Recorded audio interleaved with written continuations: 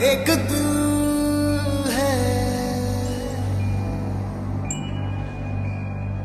एक जान है, दोनों तुझ पे, दोनों तुझ पे कुर्बान है।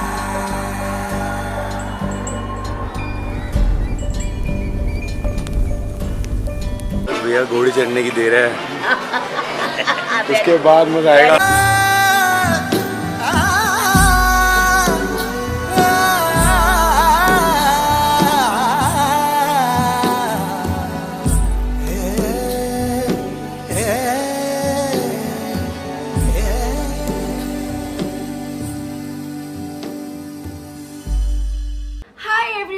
सो welcome to my new YouTube channel और ये है मेरा दूसरा ब्लॉग।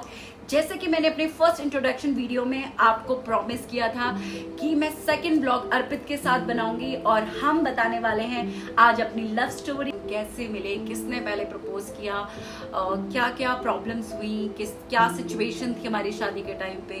आप में से बहुत सारे लोगों की रिक्वेस्ट थी तो मैंने सोचा कि मैं ये ब्लॉग करूँ आपके साथ। ये है मेरे husband Arpit Arora. Hi guys, I am Arpit Arora and Piya's husband. और पेशे से मैं एक बिजनेसमैन हूँ और एक पति और एक पापा बनने की कोशिश कर रहा हूँ। अच्छा, तो हमारी स्टोरी शुरू होती है 2015 में ऑन इंस्टाग्राम। तो जी हाँ, थैंक्स टू मार्क ज़करबर्ग जिन्होंने इंस्टाग्राम बनाया और हमारी जैसी कई लव स्टोरीज को आगे बढ़ाया। जी। तो 2015 में जब इंस्टाग्राम हमारे लिए नया था, वो ज़माना डब स्मैश का था। हाँ। डब स्मैश ज़्यादा बनाते थे। हाँ। इंस्टाग्राम तो थोड़ा न्यू था, ज़्यादा लोग मतलब यूज़ नहीं करते थे। हाँ, इसने इंस्टाग्राम स्टार्ट किया था और इसने मुझे सीधा लिख दिया हाय अर्पित। मैंने नहीं लिखा था, अर्पित ने लिखा। प्लीज सच बोलो अर्पित यार, ऐसे सच मत नहीं। करो। सिर्फ झूठ बोल रहा है, झूठ बोल रहा है, ये बकवास कर रहा है। ये और झूठ बोलता है यार इतना। आपको अगर लगता हो कि किसने बोला है तो आप नीचे कमेंट करिए कि किसने बोला होगा। तुम्हें सच बोल सच ही बताओ, तुम्हें सच बोल रहे तो मैं बनाऊं, नहीं तो मैं जाऊं। ये आदमी नहीं चाहिए, नहीं चाहिए, ये आदमी नहीं चाहिए मुझे। इसने लिखा हाय स्मार्टी। यार मैं नहीं कर रही यार, छोड़ो, नहीं रहने दो। तो इसने मुझे मैसेज किया हेलो हाय का, और फिर मैंने देखा कि कमेंट्स में भी इसके मैसेजेस हैं। मैंने तो देखती हूँ ये कौन है। मैंने इनकी प्रोफाइल खोली और टू बी ऑनेस्ट कि मैं एक चीज़ से इम्प्रेस्ड हुई जो कि इनकी डब स्मैश थी। और अर्पित को भी एक्टिंग करना पसंद है, मुझे भी है, तो ऑनेस्टली मुझे अच्छा लगा इसका वीडियो। हाय हेलो ऐसे हमारी बात स्टार्ट हो गई और फिर हमने शायद बीबी पिन लिया अपना। उस टाइम शायद ब्लैकबेरी पिन चलता था तो उस पर चैट होती थी बीबी पिन से सबके हैं। तो हम बात मैंने अपने एक्चुअली घर पे भी मेरी मॉम को भी दिखाया कि ये लड़का है और इससे मेरी दोस्ती हो रही है। मतलब मैं अपनी मम्मी से बहुत क्लोज हूँ तो मैं उनसे हर चीज़ शेयर करती थी। तो मैंने दिखाया कि ये लड़का है, मम्मी देखो ये मेरी तरह ही डब स्मैश बनाता है। तो मम्मी को भी बड़े अच्छे लगते थे डब स्मैशर्स। एक दिन फिर ये डिसाइड हुआ कि चलो यार काफ़ी टाइम से बात करते हैं, हम मिलते हैं। तो मैंने घर पे मेरी सिस्टर को बताया कि मैं मिलने जा रही हूँ आज इस लड़के से। तो मेरी सिस्टर ने कहा नहीं मत जा, पता नहीं कौन है, कैसा है, क्यों जा रही है, ऐसा वैसा। तो क्योंकि होता है ना कि हमारे पापा नहीं थे तो कहीं ना कहीं हम लोग ना ऐसे थे कि यार कुछ गलत ना कर दें, कोई हमारे घर पे मेरी मॉम को कुछ ना बोल दे। मेरी शक्ल देख के लगता है मैं गलत करूँगा क्या मैं पब्लिक प्लेस पे मिल रही हूँ, कोई इशू नहीं है, और ऐसा है कि मैं जाऊँगी और मुझे कुछ ऐसा लगेगा तो मैं आ जाऊँगी, तो टेंशन मत ले। मिले थे कनॉट प्लेस सीपी में, एक कैफ़े था, शायद आप लोगों ने नाम सुना हो, टाउन हाउस कैफ़े। तो ऐसी हमारी बात होती थी तो हमने सोचा चलो मिलते हैं। फिर मैं वहाँ पहुँचा और देखा कि ये मैम मेरा वेट कर रही है वहाँ पे। और ये वहाँ पे शायद कुछ बच्चे और वो कुछ खेल रहे थे वहाँ पे। तो पिया भी उनसे मतलब बात करने लग रही थी। तो वो चीज़ मुझे बहुत अच्छी लगी थी पिया की कि ये मतलब लड़की बड़ी डाउन टू अर्थ है। और फिर मैं मिला इससे, देखा जितना मतलब पिक्स में लगती थी उससे ज़्यादा ब्यूटीफुल थी।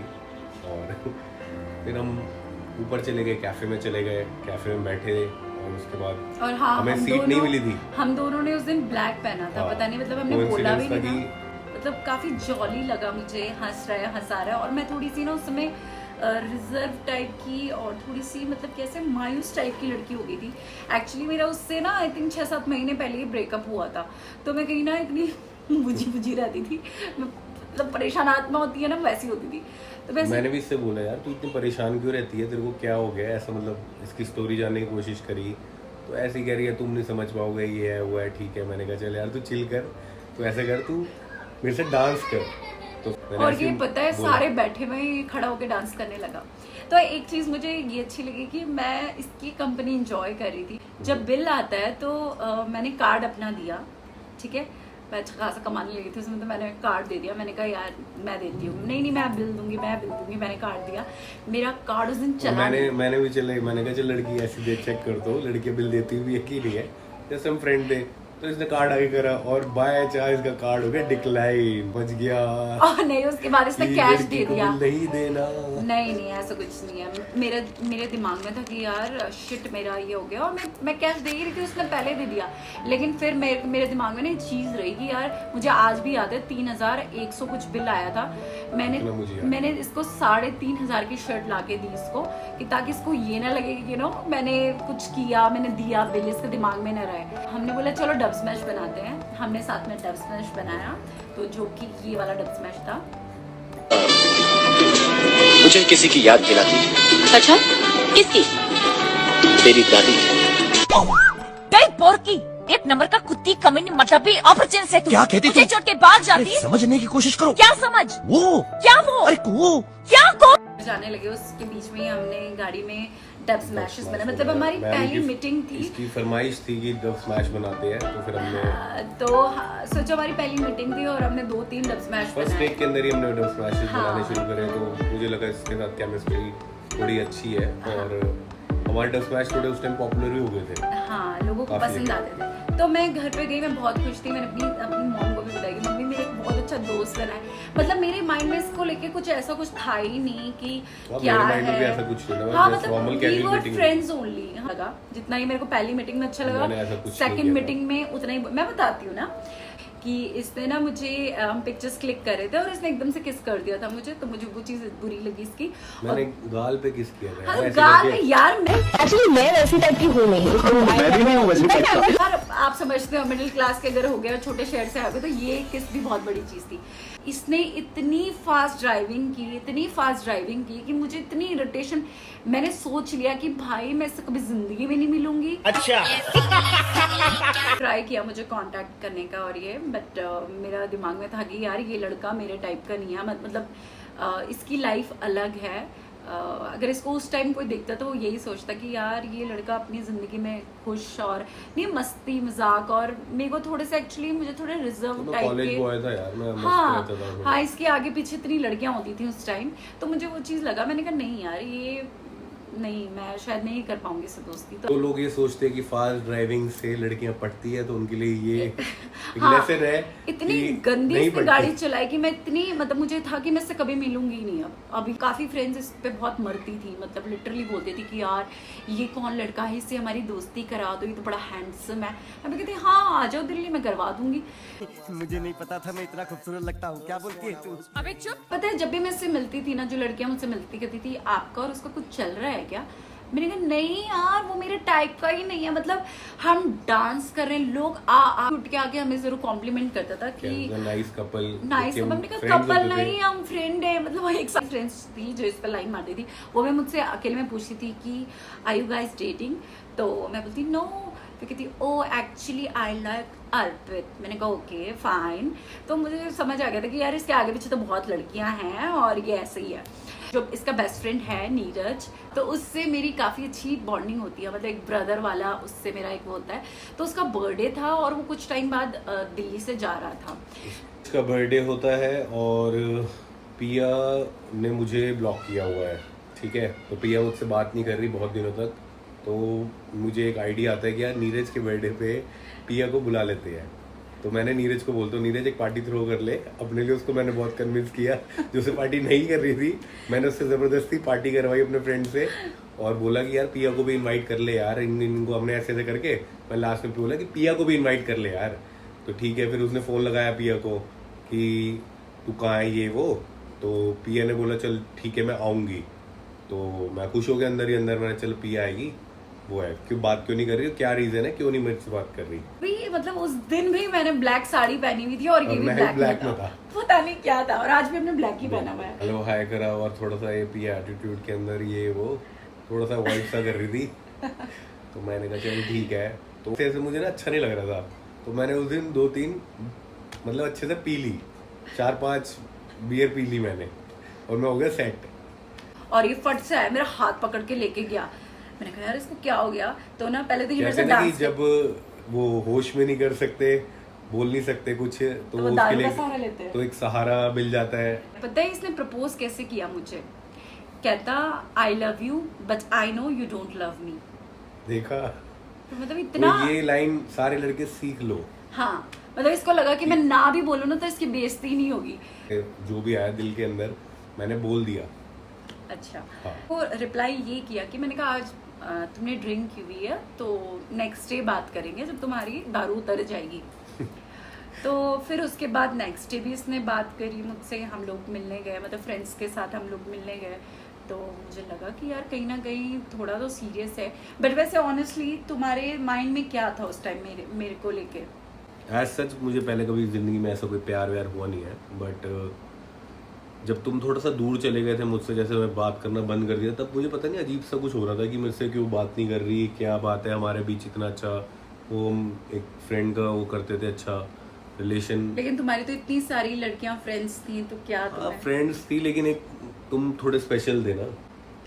तो फिर हम लोग मिले काफ़ी बार और हम बात भी करने लगे, हमने फ़ोन पे भी बातें की और ये भी ढेर सारी बातें करी, बहुत सारी बातें करी, पूरा दिन बातें ही बातें, बातें ही बातें, बातें ही बातें। एक बार हमारी फाइट हो गई थी, मतलब मैं थोड़ा इससे नाराज़ हो गया था किसी बात को लेके, तो एक दिन शायद मैंने इससे बात नहीं करी थी, इसने मुझे लगातार इतने सारे कॉल्स किए। इसने मुझे एक रात को 2 बजे या पता नहीं 3 बजे, कितना टाइम था, एक पिक भेज दी, और वो पिक क्या थी, इसने अपने हाथ की नस काट ली।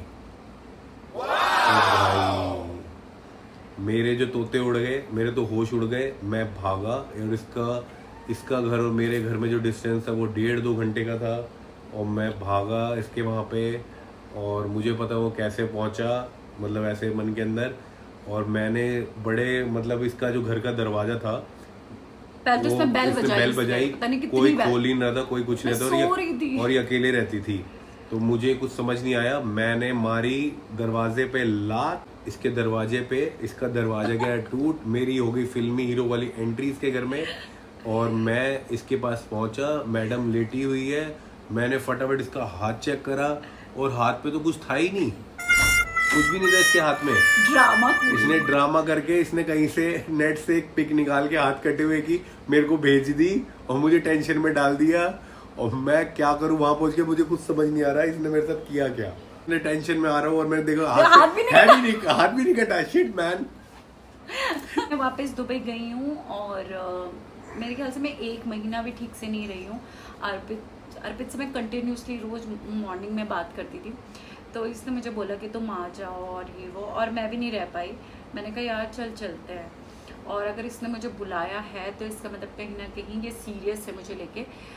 सीरियसली कहीं ना मेरे माइंड में ये था कि यार क्या पता टाइम पास कर रहा है या कुछ है, लेकिन जब इसने मुझे लगा ये सीरियस है तो मैं वापस आ गई। फिर मैं आ जाती हूँ दिल्ली वापस, और मैं हमारा गाजियाबाद में घर था, तो गाजियाबाद का और मतलब जो इसका घर है वो काफ़ी डिस्टेंस रहता था। हम हर संडे मिलते थे, बाकी पूरे हफ्ते में वेट करती थी कि संडे आएगा और मैं इससे मिलूंगी। आइडिया दिया कि एक तुम यहाँ पे पीजी ले लो पंजाबी बाग के पास, मेरे घर के आसपास, तो सो दैट कि तुम इजी सब कुछ कर पाओ, हर चीज़। वहाँ पे अकेले मुझे भी इसकी टेंशन रहती थी, यहाँ पे ये पीजी में रहती थी, और इसको रूम शेयर करना पड़ रहा था 2 लड़कियों के साथ। तो ठीक होगा, नॉर्मल होगा, ठीक है। मैं कभी गया नहीं क्योंकि वहाँ पे लड़कों की एंट्री अलाउड नहीं थी।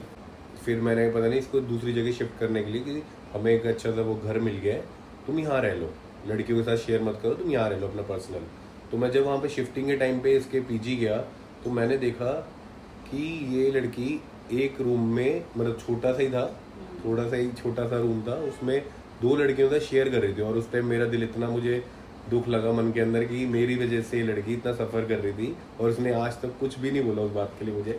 मुझे अंदर ही बहुत वो हुआ, फील हुआ।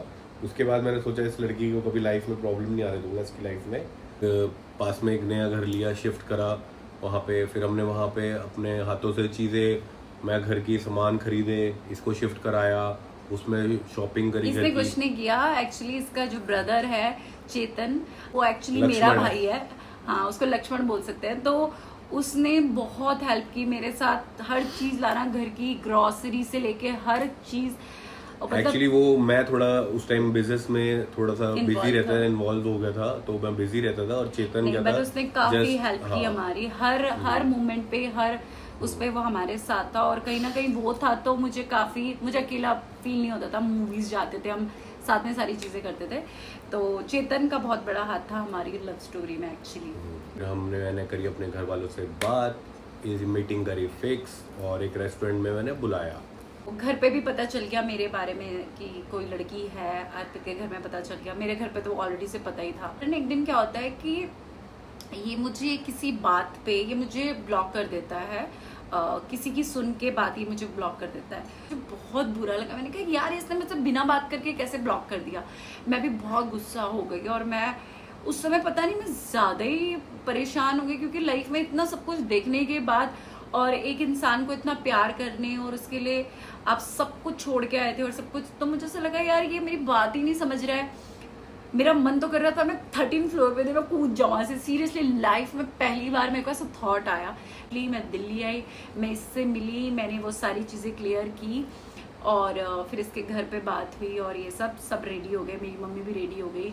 हालांकि हम इंटरकास्ट में हमारी शादी हुई, बट स्टिल भगवान की दया से मतलब सब खुश थे। और इतनी कुछ प्लान नहीं करते थे, अपने आप ही सब कुछ चीज़ें अपने आप ही अच्छी होती। कहते हैं ना कि जब तुम्हारा दिल साफ हो, दिल सब कुछ हो, जहाँ पे सच्चा मतलब सच्चा प्यार हो, तो ब्लेसिंग्स हो अपनों की, बड़ों की, तो वहाँ पे चीज़ें अपने आप सारी अच्छी हो जाती है। जिस दिन हमारी शादी थी और मैं बिल्कुल तैयार होकर एंटर करना था मुझे, और अर्पित स्टेज पे खड़ा था, तो मैं वो जो फीलिंग है वो शेयर करूंगी कि मैं एंटर होती हूँ और पता नहीं, सच में मैं ये बता रही हूँ कि मुझे दुनिया में कोई दिखा नहीं। शायद हमारी शादी में 1000 लोग थे। हाँ 1000 लोग आए थे। 1000 लोग मुझे दिखते ही नहीं है, मुझे अर्पित दिखता है बिल्कुल स्माइल करते हुए। और पता नहीं वो क्या ऐसा फीलिंग था, वो क्या ऐसा था कि मुझे कोई दिखा ही नहीं, मुझे अर्पित ही दिखा। वो हर लड़की का ड्रीम होता है जिससे वो प्यार करती है, जिसको चाहती है, जिसने लाइफ में इतनी सारी चीज़ें देखी हो, तकलीफें देखी और फाइनली उसको वो इंसान मिल जाता है जिससे वो सच में प्यार करती है। तो इससे बढ़कर आई थिंक एक लड़की के लिए कुछ भी नहीं है। हमारी प्री वेडिंग भी बहुत लोगों को पसंद आई, फिर हमारी शादी हुई, सारी लोग मतलब इंस्टाग्राम पे एक्चुअली उससे पहले, हमारे शादी से पहले ही लोग हमें काफ़ी पसंद करने लगे थे, हमारा कपल हमें बहुत अच्छा लगता था। फिर म्यूजिकली हो चाहे वो इंस्टाग्राम पे वो लोग हमें काफ़ी पसंद करने लगे थे। उस टाइम 25 से ज़्यादा फैन पेजेस बन गए थे, मतलब पिया हैप्पी के नाम से भी हमने काफ़ी वीडियोज़ बनाई हैं, पिक्चर्स काफ़ी हमारे उस टाइम काफ़ी वायरल हुए थे। बस फिर लाइफ ऐसी चली, मैं प्रेगनेंसी मेरी गई बहुत स्मूथ, बहुत अच्छे से गई। उसके बाद फिर युवान आ गया, युवान के बाद तो लाइफ चेंज हो गई पूरी तरीके से। फादर उसमें काफ़ी चेंजेस आए और मैं बोलूँगी कि अर्पित ने हर मोमेंट पे मेरा साथ दिया है। और जितना मैंने युवान की केयर की है उससे कई ज़्यादा आई थिंक अर्पित ने की है। चाहे उसका डायपर चेंज करना हो, कभी भी उसको मेल ईगो नहीं आया। सबसे बड़ी चीज़, मैं क्यों उसको इतना प्यार करती हूँ, मैं क्यों रिस्पेक्ट करती हूँ, बिकॉज उसमें ईगो नहीं है। वो ये नहीं सोचता कि मैं मैन हूँ तो मैं ये चीज़ क्यों करूँ, मैं उसका पॉटी साफ क्यों करूँ, मैं उसको नहलाऊँ क्यों। उसने सारी चीज़ की जो मैंने की है, तो मतलब इस चीज़ के लिए मैं प्राउड फील करती हूँ। मैं भी बेसिकली एक हाफ मदर बन गया था। आज मैं जो कुछ भी हूँ ना ये मैं कर पा रही हूँ, वो शायद अर्पित का सबसे बड़ा हाथ है, बिकॉज उसने मेरे को हमेशा हर सिचुएशन में मेरा साथ दिया है। बहुत समझदार है, बहुत पेशेंस है।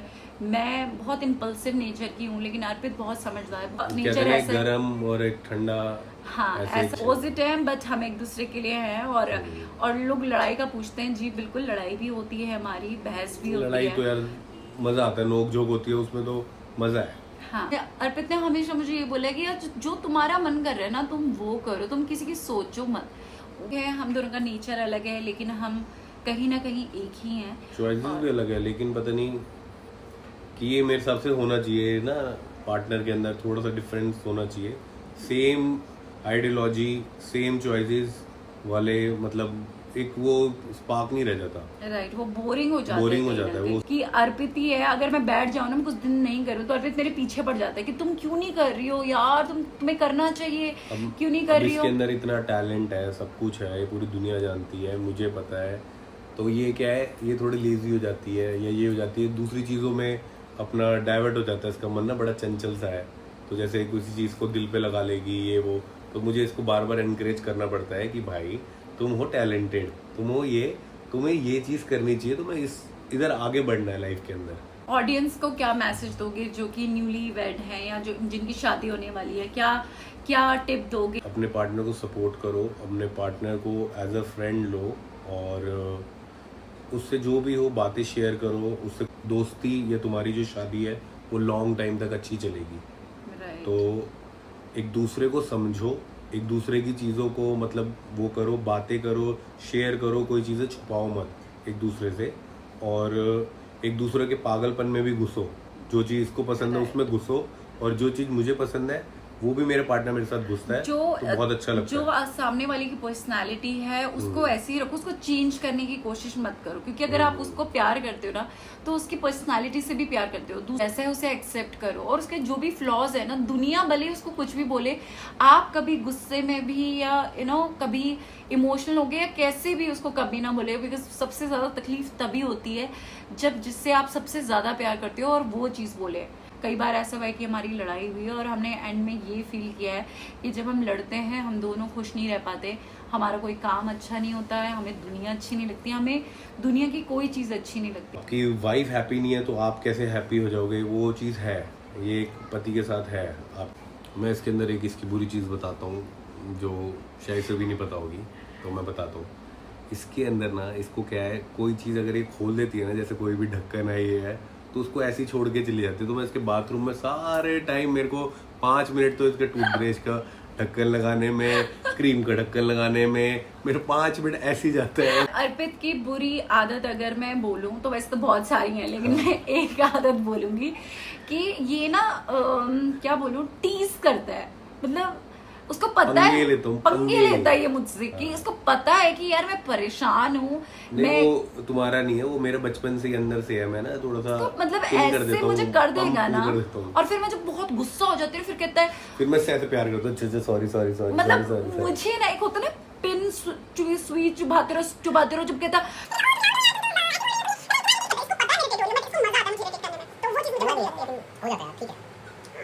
सो thank you so much for watching this whole video.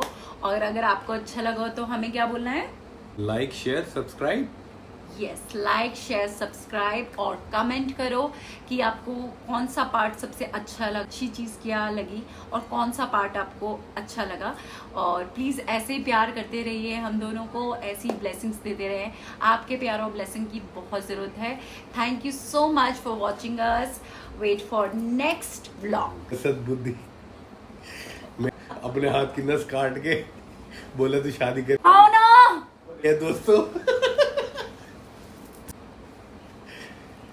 I don't know यार, क्या है फिर? मुझसे ज्यादा सजना तुम्हारा हो रहा है, पता है? अरे कट।